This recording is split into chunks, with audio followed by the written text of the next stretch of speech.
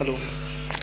हाँ भाई भाई शिव कुमार, तुम्हें तालियां ज़रूर बजानी है क्योंकि तुम मेरे साथ आए हो। टिकट का भी पैसा मेरा है, सब वसूल लूँगा रूम पे जाने के बाद। इसलिए रुकनी नहीं चाहिए। एक्चुअली शादियों में तो हम सारे लोग जाते हैं। शादियों का एक बहुत बड़ा त्यौहार होता है इंडिया में। इंडिया में 2 टाइम में शादियाँ होती हैं, एक गर्मियों के सीज़न में और एक सर्दियों के सीज़न में। जो गर्मियों के सीज़न में शादी होती हैं वो 30% होती हैं और सर्दियों में 90%, 70% सॉरी। सर्दियों में लोग इसलिए शादी ज़्यादा करते हैं कि उन्हें रातें लंबी नज़र आती हैं, लेकिन ये रातें ना उनकी और लंबी हो जाती हैं जिनको शीर पतन की बीमारी होती है। क्योंकि दिक्कत ये होती है कि उन्हें उस रात में ना 2 चीज़ों से जंग जीतनी होती है, पहला बीवी से, दूसरी खुद की कमजोरी से। तो हमें जो है, खैर छोड़ो यार, जंग की बात होती है। शादी में ना हर किसी को अपना अपना एक काम दिया जाता है। जैसे कि मामा के बच्चे होंगे, उन्हें कुर्सियाँ लगानी है, लेकिन इकलौता एक ऐसा नाम है जिसके लिए कोई काम नहीं दिया जाता है। वो केवल रिश्ते से उसको काम मिलता है, जो फूफा जी होते हैं। फूफा जी को हम कभी काम नहीं देते, उनके पास जन्म सिद्ध अधिकार है कि फूफा जी रूठेंगे।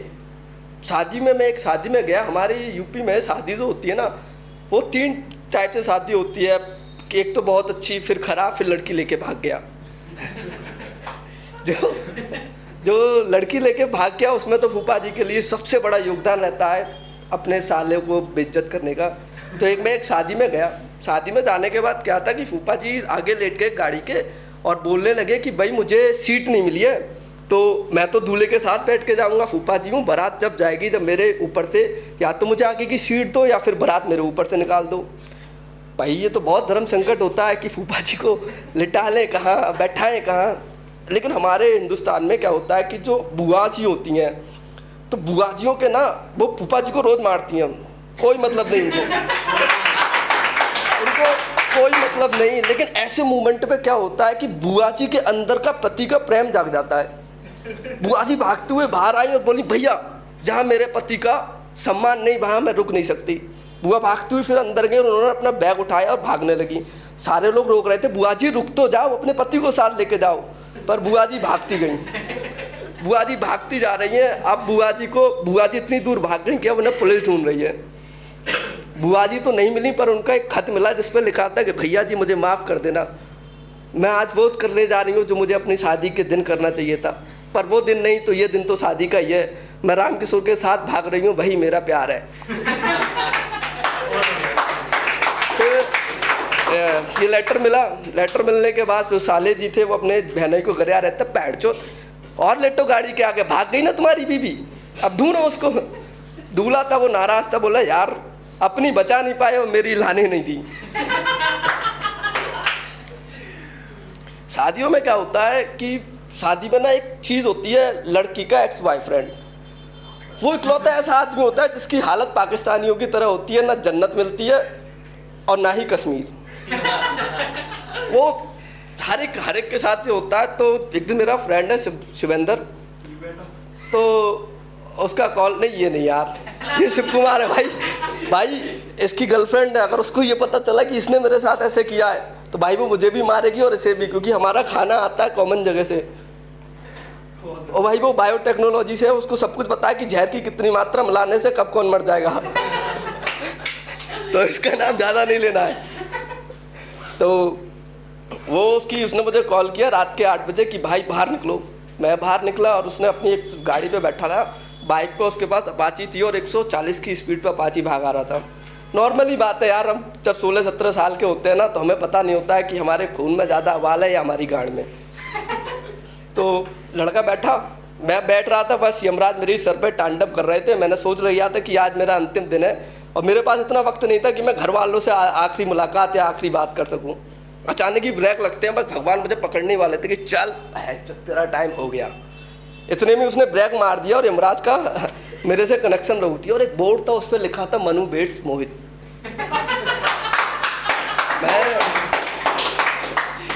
मैं उसके सामने गया, मैं समझ गया यार कुछ ना कुछ तो चोचला है, और मैं अंदर जाता हूँ कि वो अचानक रोने लगा। भाई वजह पूछने की मेरे में हिम्मत नहीं थी, क्योंकि मुझे तो पता था कि मनु कौन है। उधर से एक आंटी जी भागती हुई आ रही थी और बोली, कल में हुए क्या लेने आया है अब? तो कॉन्फिडेंस से बोला, तुम्हारी बेटी। भाई आंटी जी स्वैग में, बरेली तो सबने ही सुना है, झुमका गिरा ले बरेली के बाजार में। वहाँ तो थोड़ा ना, वो भी नवाबों का छोटा मोटा शहर रहा है लखनऊ की तरह, तो वहाँ भी ना लोग थोड़ी ऊंची आवाज़ में बात करते हैं। तो आंटी जी बरेली की, भाई 60 साल की, तो उन्होंने 60 साल बरेली में काटे, हम 17 18 साल के। जो शिवेंद्र था उसकी गर्लफ्रेंड थी 22 साल की, उसका मानना था कि हमेशा प्यार बड़ों से करना चाहिए, क्योंकि पॉकेट मनी घर वाले थोड़ी देते हैं ना, तो गर्लफ्रेंड दे देती थी। ठीक है, वो जाता है, आंटी जी बोलती हैं उससे कि सुन बे चूतिए, अगर ये मेरी लड़की की शादी हो, तू मेरी लड़की का एक्स बॉयफ्रेंड नहीं होता ना, तो तेरा पिछवाड़ा लाल करा देती। ये आदमी मुझे मुस्कुरा के बोलता है, देख भाई सासू माँ का प्यार। भाई वो गाली दे रही है तुझे, गाली। किसी ने सही कहा है कि सावन के अंधे को हरा हरा दिखाई देता है, और प्यार में पड़े हुए लड़के को चारों तरफ प्यार प्यार प्यार। ये बात सत्य है। वो लड़का आगे जाता है जहाँ दुल्हन का एक कमरा होता है और उसकी सहेली होती हैं, जिनका मानना होता है कि यही उनका जीजा होगा, पर एक्स बन जाता है, वो एक्स जीजा। तो वो देखती हैं, लेकिन उस टाइम पे वो लड़के से जो लड़कियां मिलती हैं ना, जैसे लड़के होते हैं तो भाभियां बहुत जल्दी बन जाती हैं, वैसे ही मेरा मानना है। मतलब मुझे लगता है कि लड़कियों के प्रति, जैसे फ्रेंड है, फिर फ्रेंड की फ्रेंड उस लड़के को जीजा कहती है, पर मुझे आज तक किसी ने कहा नहीं, इसका दुख है, दुख है। तो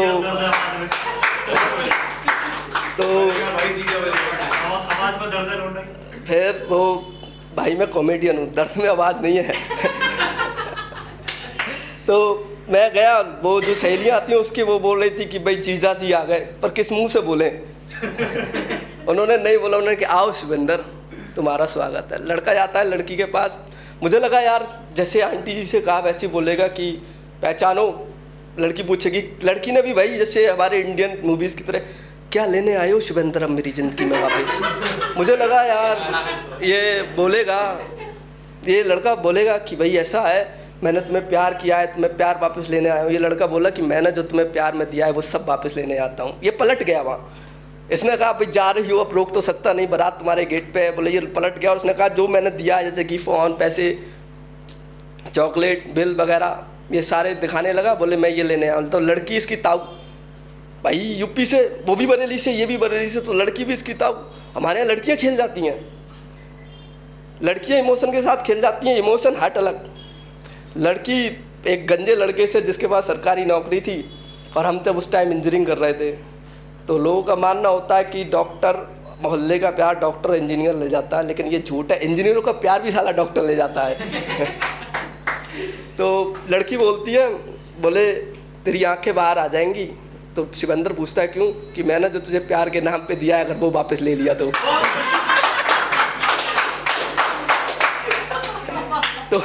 ये मुझे समझ नहीं आ रहा है ये चल क्या रहा है। लड़का बाहर आती है, सुबह का टाइम हो गया, विदाई हो गई है। लड़की के परिवार वाले कह रहे हैं कि बेटी जाओ, जीवन बिताना। ये लड़की से चिपक कर रो रहा है, मत जाओ मत जाओ। इधर इसकी सहेली हटा रही है, बेटा हट जाओ भैया, दीदी जल्दी वापस आ जाएंगी। दूल्हा कह रहा है बहन चुत, लड़की का तो कोई भाई नहीं है, पर ये कब पैदा हो गया। शादियों में ना एक इकलौता ऐसा आदमी है जिसको फूफा जी से भी ज़्यादा इज्जत मिलती है, वो है हमारे मेहंदी वाले भैया। इनको क्या होती है ना, जितनी भी लड़कियां होती हैं सब इन्हें घेर के बैठ जाती हैं। और ये इकलौता ऐसा आदमी, मैंने ये फील किया, इकलौता ऐसा आदमी है जो अपने हाथों के साथ साथ अपने आंखों से भी काम करता है। ये हाथों पे लगा रहा होता है, देखता होता है, ओहो मैडम नंबर क्या है, नाम क्या है। तो ये था। लेकिन उनके बीच में भी ना एक ऐसी दीदी बैठी होती है जिनके आधार कार्ड में सेक्स के आगे मेल लिखा होता है। पर ये जो दीदियाँ होती हैं ना, ये उन लड़कियों से भी ज़्यादा आकृति अपने हाथ पे बनवा रही होती हैं, और यहाँ तक पूरे इस बॉडी पे मेहंदी लगवा रही होती हैं। और कहती हैं भैया जी थोड़ा आप बढ़िया तरीके से लगाओ ना, अभी थोड़ा रंग नहीं आ रहा है। यूपी में नहीं, हर जगह ऐसा है कि लड़कियों के हाथ में मेहंदी लगती है तो बताया जाता है कि अगर मेहंदी रच गई तो तुमसे बहुत प्यार करने वाली सास, पति, ये लोग मिलते हैं। उसके हाथ में मेहंदी रच के मैं उससे पूछ रहा हूँ तुझे कौन मिलेगा, बोला मेरी गर्लफ्रेंड। उसकी गर्लफ्रेंड की तो 3 महीने पहले शादी हो गई। और यही वो इकलौती ऐसी दीदियाँ होती हैं जो उन मेहंदी वाले भैया से ना तो सेट होती है ना सेट होने देती हैं। हमारे यूपी में, जैसे यूपी में क्या, हर जगह यार मोहल्ले में ना उन लड़कों को ज़्यादा तकलीफ होती है जिनका प्यार मोहल्ले में होता है और वो बेरोजगार होते हैं। वो लड़के इसलिए ज़्यादा क्योंकि उनके पास मोहल्ले का प्यार, छोटे से दीदी बोला है, बड़े होके जानू बोलना पड़ रहा है। तो मोहल्ले के प्यार वाले, अब भी बेरोजगार लड़की के परिवार वालों को पता है साला नल्ला, लड़की जब उम्र पर होती है उसकी शादी कर देते हैं किसी डॉक्टर, किसी इंजीनियर तुम छोड़ो यार, इनका नाम मत लिया करो, घर वाले भी इज्जत नहीं, वो इकलौता इस बात पे हंस रहा है भाई। वो भी इंजीनियर है, वो टच टू टच है। तो ये था, लड़के तो बेरोजगार, उन्हें पता है यार नल्ला है, करना इसको कुछ है नहीं, तो लड़की के घर वाले, लड़की भी समझ जाती है साला कुछ नहीं कर पाया, आगे फ्यूचर भी तो बनाना है, बच्चे भी तो पैदा करने हैं, शॉपिंग मॉल वगैरह वगैरह, इतना कहाँ इसमें दम है। तो उन लोगों का जब गाना, बस वो लड़के ना जब उन्हें पता चलता है कि उनकी मोहब्बत किसी और के साथ ब्याही जा रही है, तो वो सारा काम कराते हैं, सिलेंडर उठाने से लेके मंडप में फूल लगाने तक का सारा काम। लेकिन वो कभी विदाई में नहीं जाते, क्योंकि उनका मानना होता है कि वो उनको अपनी बर्बादी अपने आंखों से नहीं देख सकती। ये भी मैंने, मेरे दोस्त की शादी हुई थी तो मैं उससे कह रहा था भाई सब कुछ हो गया, विदा तो कर दे, तो कह रहा था नहीं यार मैं उसकी अपनी बर्बादी अपनी आंखों से नहीं देख सकता। अब मैं उस सूतियों को कैसे समझाऊं, साले तुझे बर्बाद करके वो डॉक्टर के साथ जा रही है।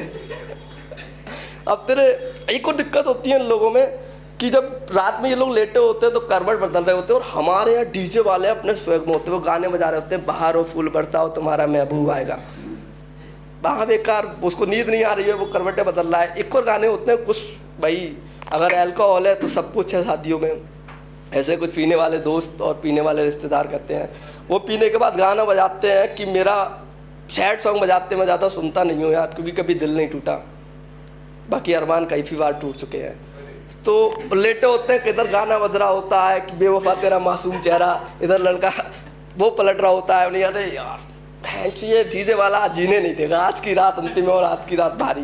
उठ के जाते हैं डीजे वाले के बाद, भाई अब तो रुक जा, इतना तो मुझे दर्द खुद नहीं हो रहा है जितना तू बजा बजा के दर्द दिला रहा है। Thank you.